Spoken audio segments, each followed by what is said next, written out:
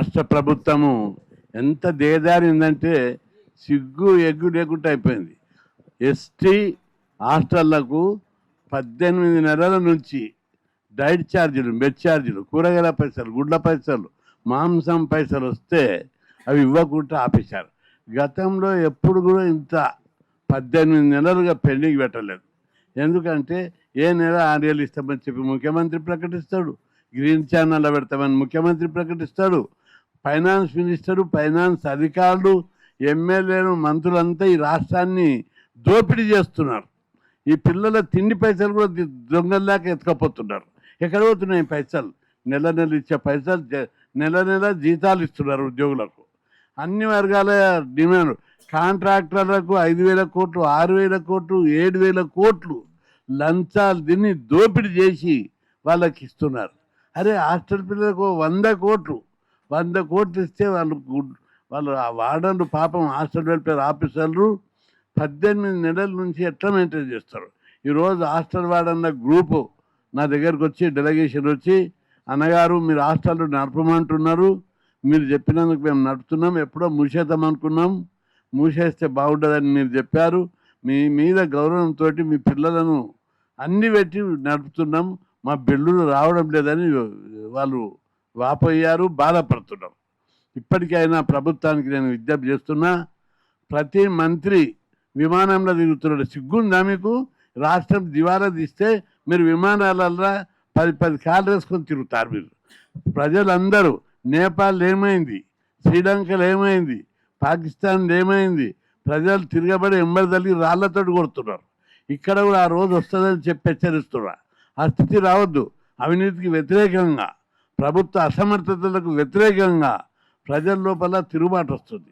ఇక్కడ మీరు డబ్బులు ఇవ్వరు, బిల్లులు ఇవ్వరు, తిండి పెట్టరు, ఫీజులు ఇవ్వరు, స్కాలర్షిప్లు ఇవ్వరు, మంత్రులు విమానాలలో తిరుగుతారు, 20 కార్లు వేసుకొని తిరుగుతారు. ఎవ్వరికి దొరికింది వాడు భూ కబ్జాల పేరు మీద, దందాల పేరు మీద, సెటిల్మెంట్ల పేరు మీద 100 కోట్లు సంపాదిస్తారు. మీరు తినేదంతా కక్కిచ్చే రోజు ఎంతో దూరం లేదని హెచ్చరిస్తున్నా. ఎన్ని రోజులు దోసుక తింటారు, ఎన్ని రోజులు దోపిడీ చేస్తారు? పట్ట పగలు రాష్ట్రాన్ని పాలకులే దోపిడీ దొంగలు అయితే ఇక దేశాన్ని ఎవరు రక్షించాలి, రాష్ట్రాన్ని ఎవరు రక్షించాలి? ఒకవైపు మోడీ అవినీతి లేని పాలనను దేశానికి అందియాలని ట్రై చేస్తున్నారు. అనేక రాష్ట్రాల ముఖ్యమంత్రులను, నిజాయితీ పరులను, నీతి పరులను, సేవా దృక్పథం ఉన్నటువంటి వాళ్ళని ముఖ్యమంత్రులను చేసి ఎవ్వడు కూడా పైరవి చేయొద్దు, ఎవ్వడు కూడా డబ్బులు తినొద్దు, ప్రజలకు దర్బారు పెట్టి సేవ చేయాలని చెప్పి మోడీ గారి ఆదేశాలు ఉంటే ఈ దొంగలు, రాజకీయ నాయకులు, స్వార్థ పరులు, దోపిడి దొంగల్లాక దేశాన్ని ఎవ్వరికి వాడు 100,000 కోట్లు దోచుకుంటున్నారు.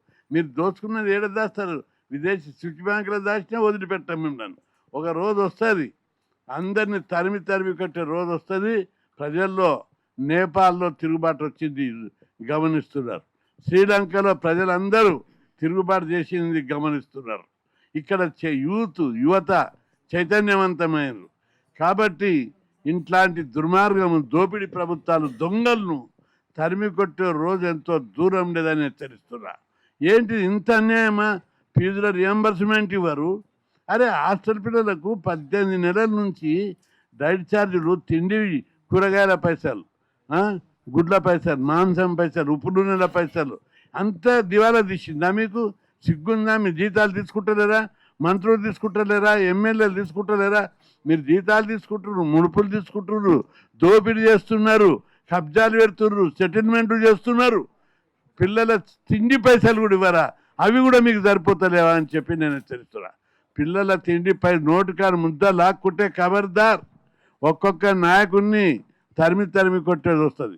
నేను ఉన్నత విద్యావంతుడి కాబట్టి లాంగ్వేజ్ మంచిగా మాట్లాడుతున్నా, మంచి భాషలో మాట్లాడాలి, గౌరవంగా మాట్లాడుతున్నా.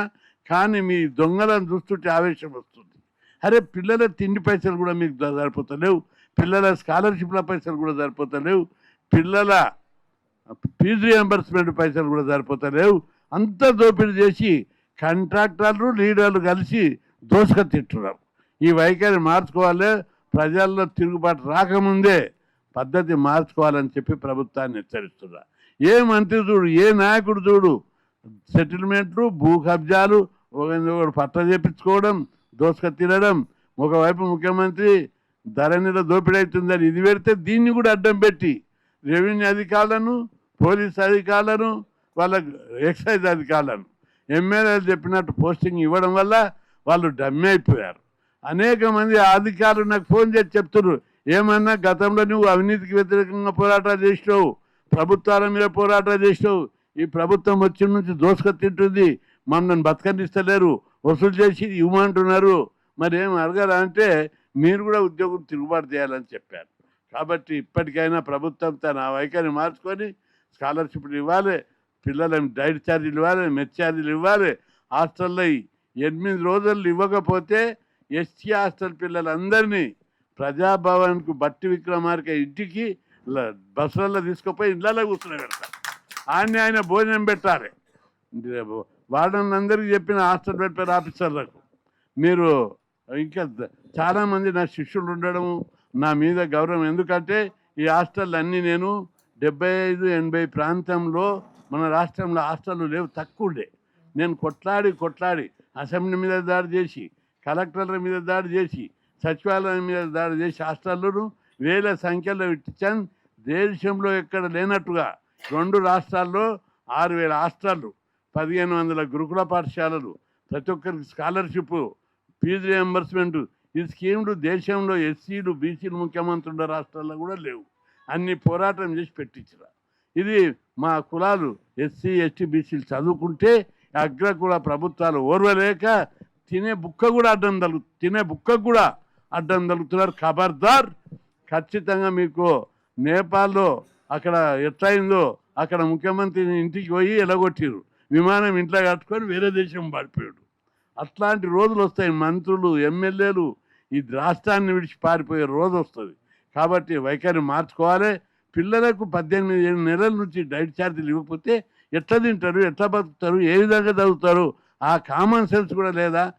ఒక్కసారి కాదు 10 సార్లు రిప్రజెంట్ చేశాం, అధికారులకు చేశాం, మంత్రులకు చేశాం, అయినా ఇవ్వడం లేదు. 8 రోజులు ఇవ్వకపోతే ఇప్పుడే వార్నింగ్ ఇస్తున్నాం. విజ్ఞప్తి అయిపోయేది, వార్నింగ్ ఇస్తున్నాం. ప్రజాభవన్లో ఉండబోయి బస్సులలో పిల్లల్ని తీసుకుపోయి చిన్నపిల్లలు అందరూ 5వ తరగతి, 6వ తరగతి, 8వ తరగతి, 10వ తరగతి కాలేజీ పిల్లలు ఉన్నారు, అమ్మాయిలు ఉన్నారు, అబ్బాయిలు ఉన్నారు, అందరూ కూడా పెద్ద ఎత్తున పోయి ప్రజాభవన్లో తిండి పెట్టాలి, ఆనే ఉంటారని చెప్పి ప్రభుత్వాన్ని హెచ్చరిస్తున్నా. రెండవది అద్దెలు. హాస్టళ్ళకు ఎస్సీ ఎస్టీ బీసీ కాలేజ్ హాస్టళ్ళు, హై స్కూల్ హాస్టళ్ళు చాలా భవనాలు అద్దెల భవనాలలో ఉన్నాయి. ఈ అద్దె భవనాలు ఉన్న హాస్టళ్లకు 28 నెలల నుంచి అద్దె ఇవ్వడం లేదు. అరే ఏమైనా సిగ్గుందా? బిల్డింగ్లు కట్టరు, సొంత బిల్డింగ్లు కట్టరు, అద్దె భవనానికి డబ్బులు ఇవ్వరు. ఏం బుద్ధి ఉన్నది మీకు అని నేను అడుగుతున్నా. ఉన్నదా? కనీసం రెంట్ ఇవ్వకపోతే చాలామంది బ్యాంకులలో లోన్లు తెచ్చుకొని బిల్డింగ్లు కట్టారు. ఇన్స్టాల్మెంట్ ఈఎంఐలు కట్టకుండా వాయిదాలు కట్టకపోతే బ్యాంకు వాళ్ళు సీజ్ చేస్తున్నారు. గత మార్చి నెలలో హాస్టళ్లకు తాళాలు వేశారు. అప్పుడే ప్రభుత్వం నుంచి నాకు పిలిపించి అధికారులందరూ నువ్వు చెప్పు జరా, నీ భయం ఉంటుంది అందరికంటే, అందరూ అద్దె భవనాల యజమానులను వినిపించి మీరు భవనాలను మూసేస్తే బాగుండదు, మీకు 2-3 నెలల్లో నేను రెంట్ ఇప్పిస్తానని చెప్పి హామీ ఇస్తే అప్పుడు వాళ్ళు ఓపెన్ చేశారు. మళ్ళీ ఇప్పుడు అడుగుతున్నారు వాళ్ళు. ఇప్పుడు రోజు ఫోన్లు చేస్తున్నారు, అన్నా నువ్వు అద్దెలు ఇప్పిస్తాన్నావు, మేము ఓపెన్ చేసినాం, మీ పిల్లలకు చదువు తట్టంగా కావద్దని చెప్పావు, మీ గౌరవం కొద్దీ నేను కంటిన్యూ చేస్తున్నాం, బిల్డింగ్లను మాత్రం వాళ్ళు ఇవ్వకపోతే మేము ఏం చేయాలని 18 నెలలు 28 నెలల నుంచి అద్దెలు ఇవ్వరా? ఒక్కొక్కడు అప్పు తెచ్చి వడ్డీలు కట్టలేక సీజ్ చేస్తున్నారు, దివాలా తీస్తున్నారు. ఇంత దుర్మార్గం గతంలో ఇంతమంది ఇన్ని ప్రభుత్వాలను చూసాను. నేను 75 నుంచి ఉద్యమాలు చేస్తున్నా, దాదాపు 50 ఏళ్ళు అయింది. ఉద్యమాలు చేస్తే అప్పుడు కొత్త స్కీములు పెట్టారు, ఇప్పుడు ఉన్న స్కీమ్లకే బడ్జెట్ ఇస్తలేరంటే ఎంత అధ్వానమైన స్థితికి వచ్చింది. ఏమనంటే గత ప్రభుత్వం బకాయిలు పెట్టిపోయింది. అవును, పెట్టిపోయింది. అంతకుముందు ప్రతి ప్రభుత్వం బకాయిలు పెట్టిపోతుంది కొంత, గత ప్రభుత్వం ఎక్కువ కూడా పెట్టిపోతే మీరు గత ప్రభుత్వంలో వచ్చిన ఆదాయాన్ని వసూలు చేస్తారా ఇప్పుడు? అట్లా ఇప్పుడు బకాయిలు ఇచ్చుకుంటూ మళ్ళీ వీళ్ళందరి పోనీ బకాయిలు ఇవ్వలేదు. ఈ 18 నెలలు మీరే పరిపాలించు కదా, 18 నెలల నుంచి డైట్ ఛార్జీలు ఎందుకు ఇస్తారు? నిన్న డైట్ ఛార్జీల్లో బకాయిలు లేవు కదా, ఫీజుల బకాయిలు ఉన్నాయంటే అర్థం ఉంది. అద్దె భవనాలలో 28 నెలలు ఇవ్వాలి. మీరైతే 22 నెలల నుంచి పరిపాలిస్తున్నారు కదా, 22 నెలలు ఎందుకు వస్తలేరని నేను అడుగుతున్నా. గత ప్రభుత్వాలు వాయిదాల మీద నన్ను ఇచ్చారు, మీరెందుకు ఇస్తలేరు? మీరు 22 నెలల అద్దెలు, తర్వాత 6 నెలలు పెండింగ్ పెట్టు. మీకు నిజంగా పౌరుషం ఉంటే, దమ్ము ఉంటే అట్లా చేయి. మీ గెలుపు కాదు, మీరు వాపును చూసి గెలుపు అనుకుంటారు. మీరు కేసీఆర్ను ఓడించేటంత దమ్ము లేకుండా మీ దగ్గర. ఈ గెలుపు నిరుద్యోగులు, బీసీ ఎస్సీలు ఆ ప్రభుత్వంలో తకాయించిపోయారు. అందుకే అందరు బీసీ ఎస్సీ ఎస్టీలు నిరుద్యోగులు కలిసి కేసీఆర్ను వద్దని మీకు పట్టం కట్టిరు. ఇది మీ బలం కాదు, మీ బల్పు కాదు, మీకు అక్కడున్న వ్యతిరేకతతోటి వీళ్ళకి నిరుద్యోగుల గెలుపు, బీసీల గెలుపు, ఎస్సీల గెలుపు. కావున ఇప్పటికైనా ప్రభుత్వంలో మీరు కళ్ళు తెరిచి మీరు బకాయిలు చెల్లించకపోతే మాత్రం తీవ్రంగా ఉంటారని చెప్పి హెచ్చరిస్తున్నారు. రెండవది, టోకెన్లు కూడా ఇచ్చారు. టోకెన్లు ఇచ్చినట్టే బడ్జెట్ ఉంటేనే టోకెన్లు ఇస్తారు. ఇచ్చినాక కూడా వాళ్ళ పానం కలకలకల అవుతుంది. కాంట్రాక్టర్లకు ఇస్తే 15%, 20% కోట్లకు 100 కోట్లు ఇస్తే 15 కోట్లు లంచం ఇస్తారు వీళ్ళకు. ఇక్కడ వార్డన్లు ఇవ్వరు. పిల్లల స్కాలర్షిప్లకు ఇస్తారా? పిల్లల పైసల మీద కూడా మీకు కన్ను పడితే మన సిగ్గుందా మీకు? ఫీజులలో కూడా కమిషన్లు ఇవ్వాలి. పిల్లలు కమిషన్లు, స్కాలర్షిప్ల మీద, ఫీజుల మీద, డైట్ ఛార్జ్ మీద మీకు సస్త కమిషన్ ఆశించొద్దు. ఇవ్వరు. ఇస్తామంటే మాత్రం రాళ్ళు పట్టుకునే వస్తారు. ఇక తిరుగుబాటు జరుగుతుంది తప్పనిసరి. రాజకీయ పక్షాలకు, రాజకీయ నాయకులందరికీ, ప్రజా సంక్షేమాన్ని, ప్రజా పాలకులకు అందరికీ, ప్రజా సంఘాలకు కూడా నేను విజ్ఞప్తి చేస్తున్నాను. ఇంత ఆందోళన, ఇంత అవినీతి, ఇంత అన్యాయమైనటువంటి పరిస్థితులు ఉంటే ఒక్కరు కూడా నోరు ఎందుకు మీదపడడం లేదని నేను ప్రశ్నిస్తున్నా. అరే, కళ్ళకు కనిపిస్తుంది 18 నెలల నుంచి డైట్ ఛార్జీలు ఇస్తలేరంటే హాస్టళ్ళు, ఎస్టీ గిరిజన హాస్టళ్ళు ఎట్లా నడుస్తాయి? కేంద్ర ప్రభుత్వం ఇస్తుంది బడ్జెట్, రాష్ట్ర ప్రభుత్వంలో బడ్జెట్ వస్తుంది, అది దాల్తలేదు. కేంద్రం ఇచ్చేది మింగుతున్నారు, ఇక్కడ ఉన్నది కూడా మింగుతున్నారు. పైసలు లేవని కాదు, ఇప్పటికే రాష్ట్ర ప్రభుత్వము 2,30,000 కోట్ల అప్పులు తెచ్చారు. ఈ 22 నెలల కాలంలో 4,50,000 కోట్ల ఆదాయం వచ్చింది. 6,70,000 కోట్ల ఆదాయం వస్తే జీతాలు ఓంగా 4 లక్షల కోట్లు బీటాయి. ఈ 4 లక్షల కోట్లు ఎక్కడ పోయినాయి? ఎవరు మింగిండ్రు? ఎంతైనా కమిషన్లు తింటారు. ఎవరెవరికి ఇచ్చారు? కాంట్రాక్టర్లకు.